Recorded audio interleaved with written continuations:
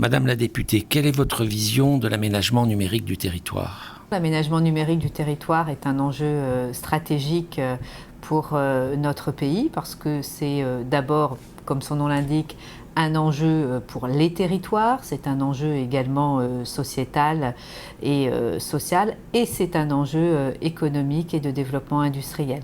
C'est un enjeu d'aménagement du territoire avec un objectif qui est une égalité des territoires, quel que soit le lieu où l'on habite. C'est un enjeu sociétal parce que l'on voit que le numérique traverse et préoccupe l'ensemble de nos concitoyens, et puis chacun a le droit, quelle que soit sa situation et quel que soit son lieu d'habitation, d'avoir accès aux mêmes services et aux mêmes usages.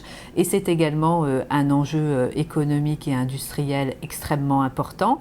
Vecteur de croissance, le numérique est un des premiers vecteurs de croissance en Europe et en France. C'est un enjeu de développement économique puisque derrière il y a bien évidemment de la création d'emplois, la possibilité également de développer des formations, alors à la fois sur la partie réseau bien évidemment, et derrière, ce qui est important pour nos concitoyens et pour les territoires, la possibilité de développer un certain nombre d'applications utiles pour le citoyen et pour le développement économique.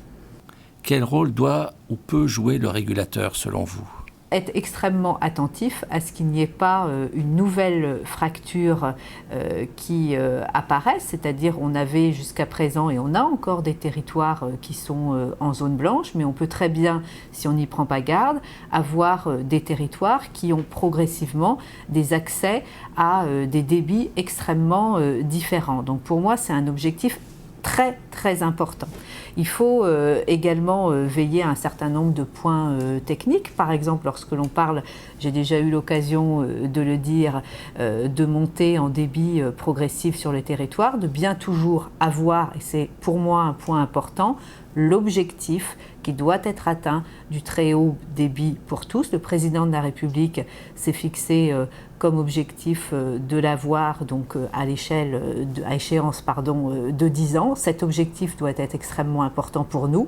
Il faut également répondre à toutes les questions qui concernent le coût du raccordement final, où il y avait un certain nombre encore d'interrogations.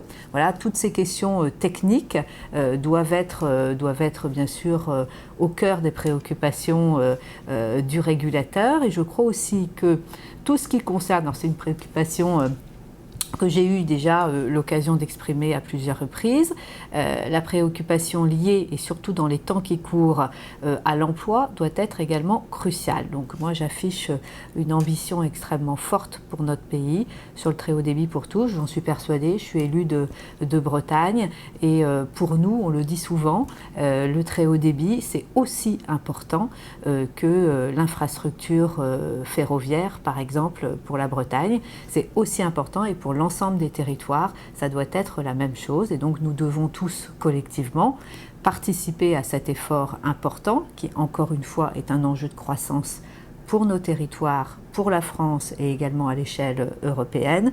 Et c'est un levier également important, susceptible de créer à la fois de l'emploi, mais également facteur et générateur d'innovation.